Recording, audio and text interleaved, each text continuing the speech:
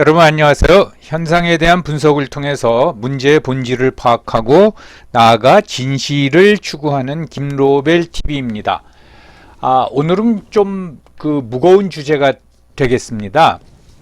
제가 예전에 지난 영상에서 만약 미군이 철수한다면 또는 더 나아가 미국이 우리나라에 대해서 핵 우산 제공이 불가능해진다면 혹시 핵무기를 개발하게 되지 않을까 라는 가능성에 대해서 말씀드린 적이 있습니다. 이건 완전히 가설적인 상황에서 말씀드렸는데 최근에 이상한 상황이 벌어지고 있습니다. 그래서 굉장히 이건 뭔가 이상하지 않은가, 그리고 혹시 우리 TV 채널 시청자 여러분들은 어떻게 생각하는지 제가 가지고 있는 의문을 한번 말씀드리고자 합니다.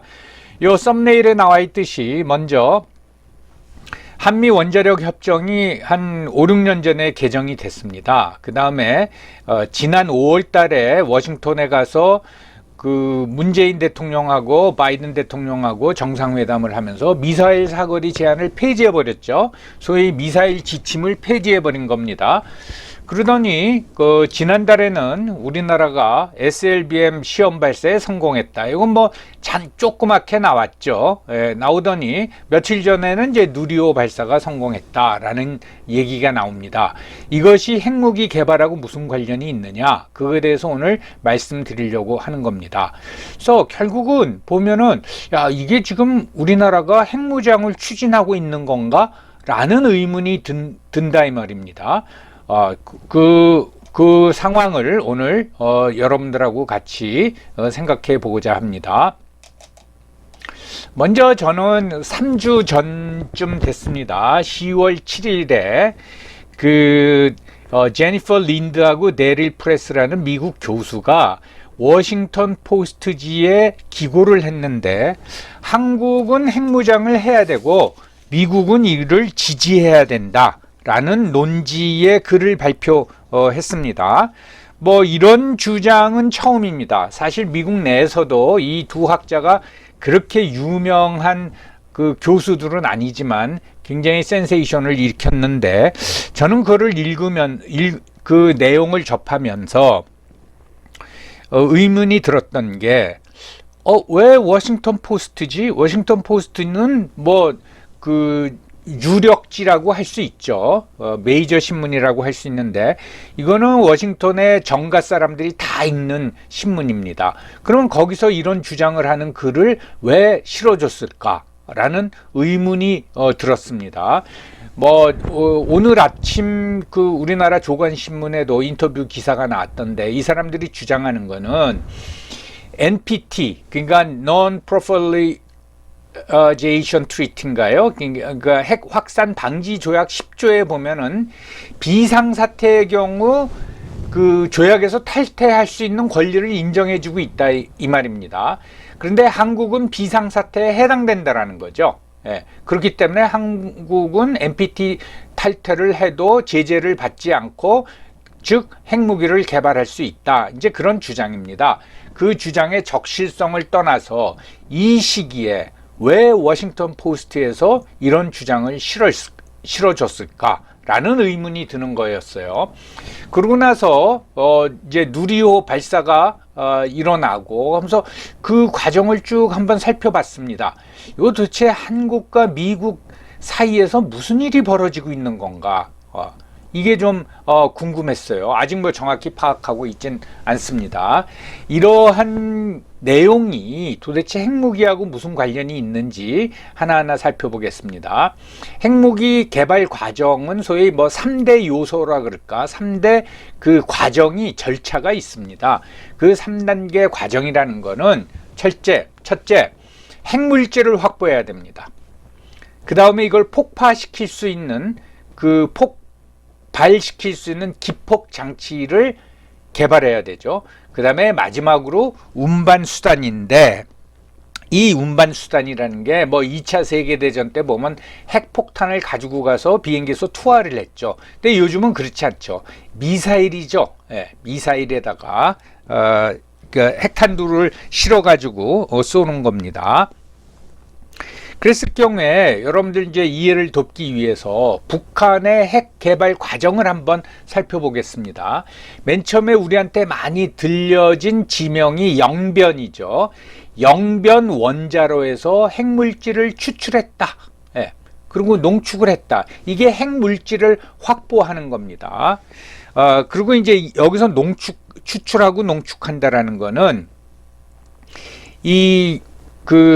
우라늄을 90% 수준으로 농축하는 거라고 합니다. 전문가들에 의하면. 그러고 나서 그거를 폭발시켜 버리는 거죠. 그러면 엄청난 에너지가 발생이 되는 거죠.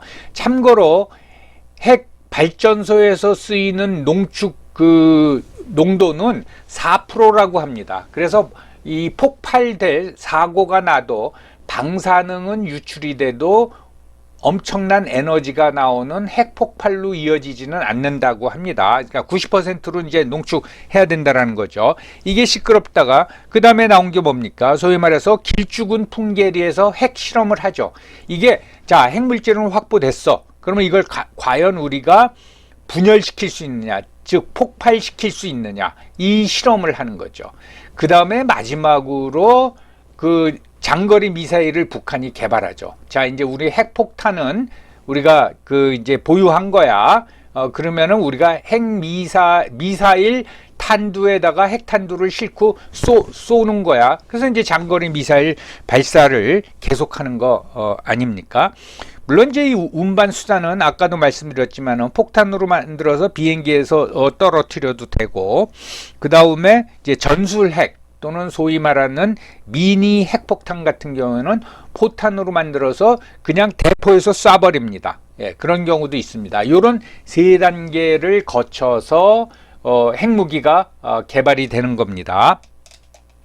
근데 우리나라 대한민국 또는 남한의 경우 보면은 이제 핵물질하고 관련해 가지고 1956년에 한미 양국 간 체결된 원자력 연료 이용에 관한 협정이 있습니다. 이게 굉장히 일찍 그 협정이 체결이 됐죠. 그러니까 우리가 원자력에 그게 핵무기는 아니고 아무튼 그 원자력에 우리가 그 당시에는 굉장히 후진국이었지만 일찍 관심을 가지고 있었던 거예요.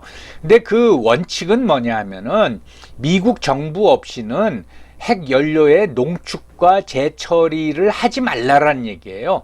이거 뭐 우리가 재처리하는 것 같다, 농축하는 것 같다 그러면 뭐 미국이 난리가 납니다. 뭐 CIA 들어오고 난리가 나고, 꽤 오래전인데 한 10년 됐나요? 그때 아마 원자력 연구소 연구원들이 의도적이었는지 단순한 호기심이었는지 모르지만 굉장히 조금 농축을 했어요. 이게 이제 밝혀져 가지고 미국이 발끈한 적이 있습니다. 그 연구원들은 아마 다 해고당하고 그랬을 거예요. 그러니까 절대로 농축과 재처리는 하지 말라. 왜? 농축과 재처리를 하면 이게 핵 물질이 돼서 그 핵무기로 사용될 수 있다, 그런 우려겠죠. 그래서 이제 74년 5월 15일 날 우리가 이제 원자력 발전소를 건설하고 그러니까 일부 개정을 했는데 그때 이 협정의 유효 기간이 41년이었어요. 그러면 1974년에 개정하면서 41년이면은 2015년까지 이게 유효한 거죠. 그래서 결국은 2015년에 이제 이게 개정이 되는데, 뭐 2015년이 그 종료 시한이니까 그 해에 새로운 협상을 시작하진 않죠. 2010년 10월 25일서부터 워싱턴에서 제1차 한미 원자력 협정 개정 협상이 시작이 됩니다. 총 11회 정도 한 걸로 제가 알고 있는데, 그러니까 5년 가까이 협상을 한 거죠. 요게 시작될 무렵, 그러니까 2010년 초일 겁니다. 초에 제 이제 개인적인 경험을 말씀드리겠어요. 제 후배인데 국책연구소에서 근무하는 핵 전문가입니다. 핵 물리학자는 아니고 핵 뭐 정치학자라 그럴까? 핵 전문가인데 저를 찾아왔어요. 그래서 저를 찾아와 가지고 선배님 하면서 이 설명을 하는 거예요. 10월서부터 워싱턴에서 한미 원자력 협정 개정 협상이 시작이 됩니다. 그게 저하고 무슨 상관이 있어요? 저는 관심도 없었죠. 그러냐? 그런데 그러면서 그 친구 핵 전문가가 부탁하는 게 요번 개정 협상에서 우리나라도 그 이제 핵 연료로 쓰고 남은 거 그거를 재처리할 수 있는 권한을 우리가 꼭 찾아와야 됩니다. 요 좀 길어도 설명을 드리겠어요. 야, 그건 미국이 되게 싫어하는 거 아니니? 그랬더니 그 친구 논리는 뭔가 하면은 핵 폐기물 있지 않습니까? 그거를 이 어디 방사능 폐기물 처리장 만들려고 뭐 난리가 나고 다 싫어하지 않습니까? 이 재처리를 하면은 그걸 다시 연료로 쓸 수 있다라는 겁니다. 또는 재처리해서 우리가 그거를 그 연료봉으로 쓸 수 있게 우리가 수출까지 할 수 있다라는 거예요. 그래서 이거는 군사적 목적이 아니라 이건 꼭 해야 됩니다. 그래야지 그 핵 폐기물 수량도 대폭 줄일 수 있다라는 거예요.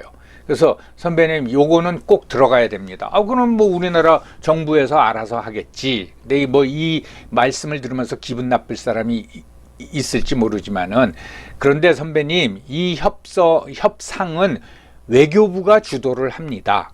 그렇겠지. 네. 그런데 외교부를 못 믿겠습니다.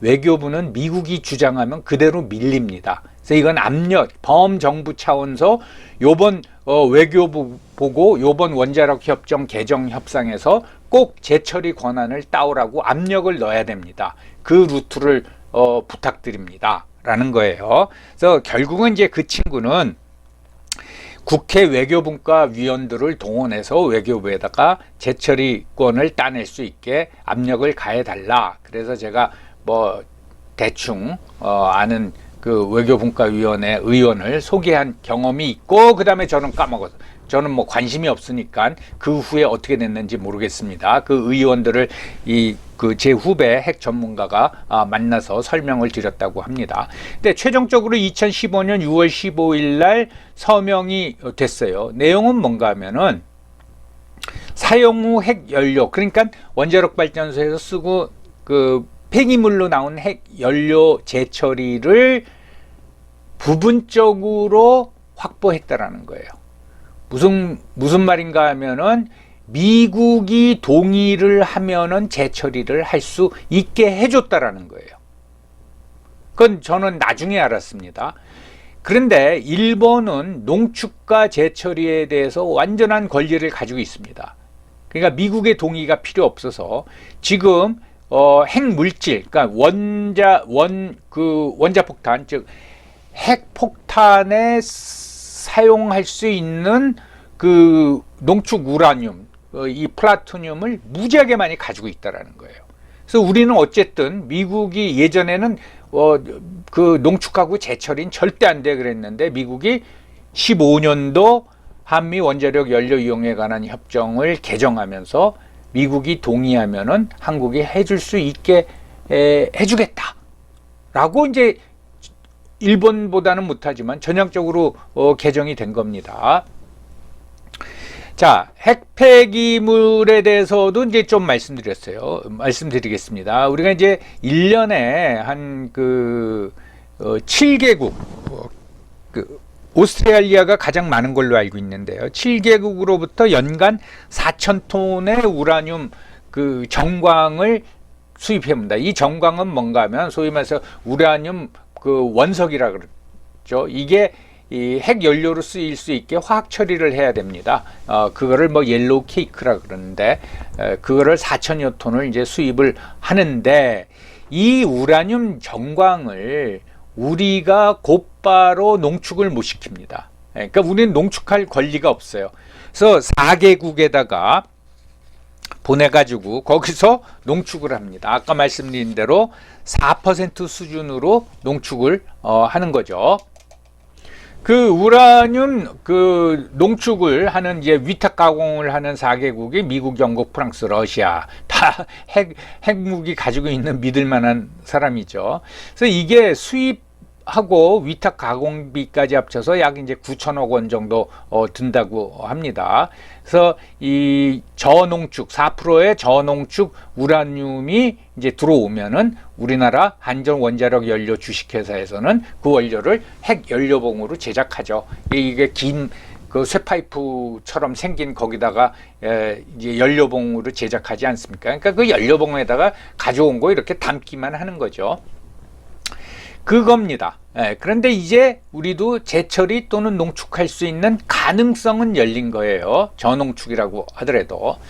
그 다음에 미사일 사거리에 대해서 말씀을 드리겠어요. 우리나라는 미사일 지침이 있습니다. 미사일은 여러분들 알다시피 그 공격용 무기 아닙니까? 그러니까 우리가 뭐 아닌 말로 공격 대상이 어디 있어요? 우리는 방어 위주의 그 전술을 다 개발했는데 그래도 우리가 지대지 미사일을 개발하겠다. 이게 뭐 박정희 대통령 때죠. 그러니까 1979년에 지대지 미사일 개발 관련 미국과의 합의한 외교 지침이 있는데 이게 무슨 협상이 아니고 미국이 일방적으로 너희들 지대지 미사일 개발할 거면은 이 지침대로 해. 했습니다.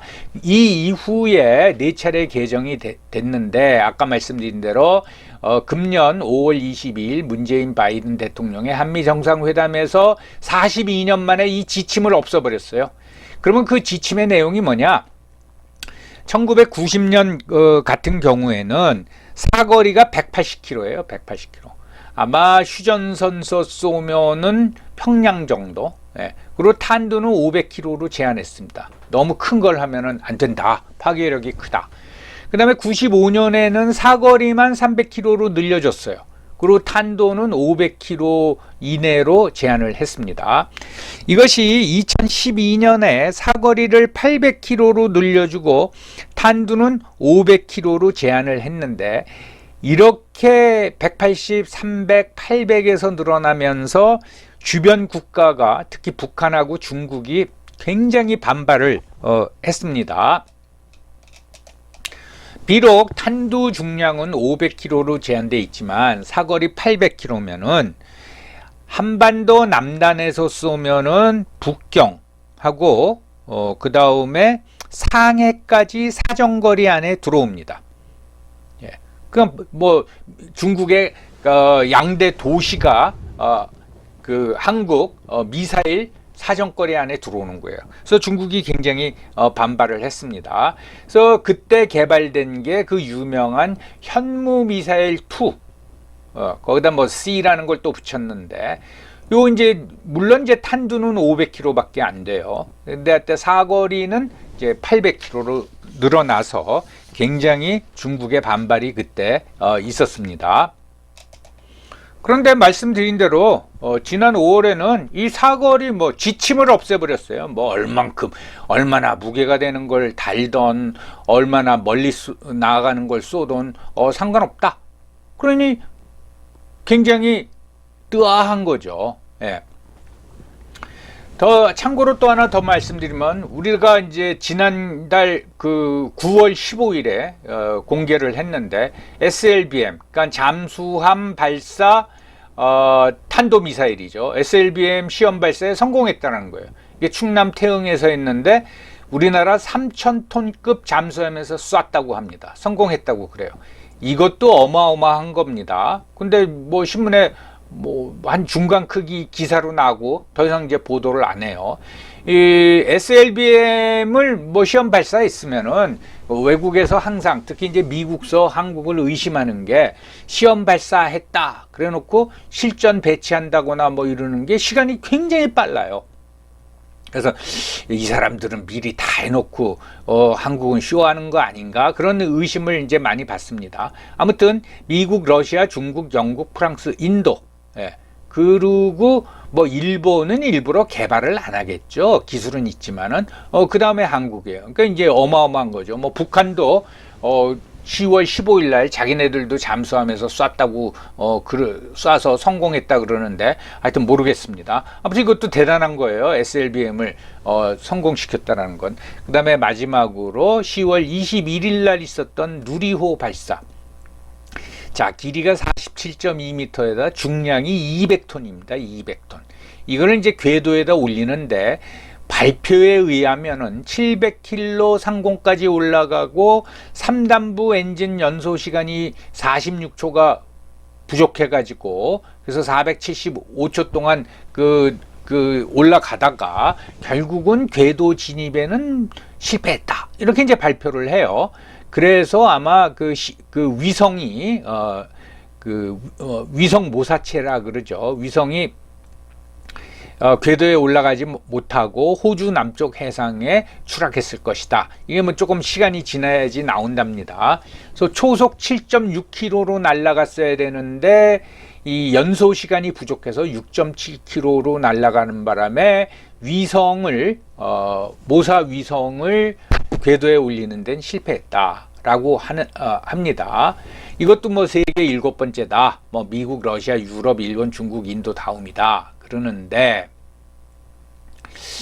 저는 이게 진짜 엔진 연소 시간이 부족해서 궤도에 못 올렸는지 뭐 그것도 이제 잘 모르겠고, 어쨌든 궤도에 올라가는데 그 연소 시간이 46초 부족했다. 그러면 이제 700km 뭐 거의 가까이 이제 갔다라는 얘기죠.